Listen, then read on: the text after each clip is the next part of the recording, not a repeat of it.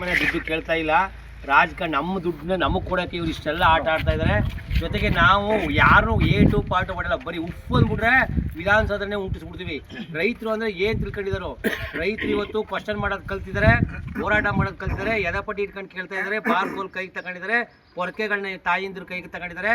ನಿಮ್ಗೆ ಎತ್ತಿ ಹೇಳ್ತಾ ಇದ್ದೀವಿ, ಏನು ನಮ್ಮ ನೀರನ್ನು ನಮ್ಮ ದುಡ್ಡನ್ನು ನಮಗೆ ಸರಿಯಾದ ಪ್ರಮಾಣದಲ್ಲಿ ಎಲ್ಲಿ ತೊಂದರೆ ಆಗಿದೆ ಹರಿಸ್ಬೇಕಾದಕ್ಕೋಸ್ಕರ MLAಗಳು ಮಾಡೋದು ಹೊರತು ನಿಮ್ಮ ಹೆಂಡತಿ ಮಕ್ಕಳು ದಪ್ಪ ಮಾಡೋಕ್ಕೆಲ್ಲ ನಾವು MLA ಮಾಡೋದು. ಹಾಗಾಗಿ ಏನು ಮುಂದಿನ ದಿನಗಳಲ್ಲಿ ಈ ಭಾಗದ MLA ಸರ್ಕಾರದ ಮೇಲೆ ಒತ್ತಡ ತಂದು ಕೆಲಸ ಮಾಡಬೇಕು ಹೊರತು ಕೆಲಸ ಮಾಡಿಸೋದು ಹೆಂಗೆ ನಮಗೆ ಗೊತ್ತು. ಕಾನೂನನ್ನ ಕೈ ತಗೊಳ್ಳೋಕ್ಕಿಂತ ಮುಂಚೆ MLA ಉಳ್ಕೊಳ್ಬೇಕು. ನಿಮಗೆ ಗೌರವ ಇದೆ, ನಾನು ಅನ್ನ ತಿಂತೀನಿ. ಇದುವರೆಗೆ ನಾವು ತಿಳ್ಕೊಂಡಿರೋದು ಸರ್ಕಾರ ನೀವು ಅನ್ನ ತಿಂತಿದ್ದಾರೆ ಅಂತ.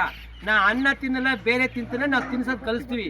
ಹಾಗಾಗಿ ಎಲ್ಲರೂ ಇವತ್ತು ಸಂಘಟಿತರಾಗಿದ್ದಾರೆ, ಕ್ವಶನ್ ಮಾಡ್ತಾ ಇದ್ದಾರೆ.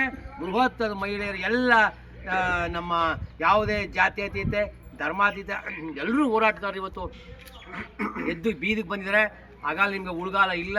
ತಕ್ಷಣ ಈ ಭಾಗದ MLA MP ಗಳು ಮತ್ತು ಉಸ್ತುವಾರಿ ಸಚಿವಗಳು ಜವಾಬ್ದಾರಿನ ಅರಿತು ನಾ ರೈತರ ಅನ್ನ ತಿಂತೀನಿ ಅಂತ ಹೇಳಿ ಈ ಭಾಗದ ಜನಗಳಿಗೆ ಏನು ಕೇಳ್ತಾರೆ, ನೀರು ಕೇಳ್ತಾ ಇದ್ದಾರೆ ಅಷ್ಟೇ. ಇನ್ನೇನು ನಿಮ್ಮ ಅಪ್ಪನ ಮನೆ ಸ್ವತ್ತನ್ನ ಕೇಳಲ್ಲ.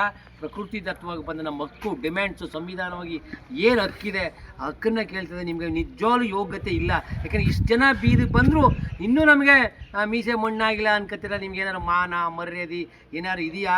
ಹಾಗಾಗಿ ಉಳಿಸ್ಕೊಳ್ಳಿ ಅದನ್ನ. ಮುಂದಿನ ದಿನ ದೊಡ್ಡ ಹೋರಾಟನ ನಮ್ಮ ಸಾಮೂಹಿಕ ನಾಯಕತ್ವದ ಕರ್ನಾಟಕ ರಾಜ್ಯ ರೈತ ಸಂಘ ಈ ಒಂದು ಹೊಳಲ್ಕೆರೆ ತಾಲೂಕಿಗೆ ನಾವು ಸಂಪೂರ್ಣವಾಗಿ ಬೆಂಬಲ ಕೊಡ್ತೀವಿ. ಯಾವುದೇ ಹೋರಾಟಕ್ಕೆ ನಾವು ರೆಡಿ ಇರ್ತೀವಿ. ಹಾಗಾಗಿ ಹಂತವಾಗಿ ಹೋರಾಟ ಪ್ರಾರಂಭ ಆಗುತ್ತೆ. ಹಾಗಾಗಿ ಸರ್ಕಾರ ತಕ್ಷಣ ಎಚ್ಚೆತ್ತುಕೊಂಡು ಈ ಒಂದು ಯೋಜನೆಗಳನ್ನ ಜಾರಿ ತರಬೇಕು ಅಂತ ನಾವು ಒತ್ತಾಯಿಸ್ತೀವಿ.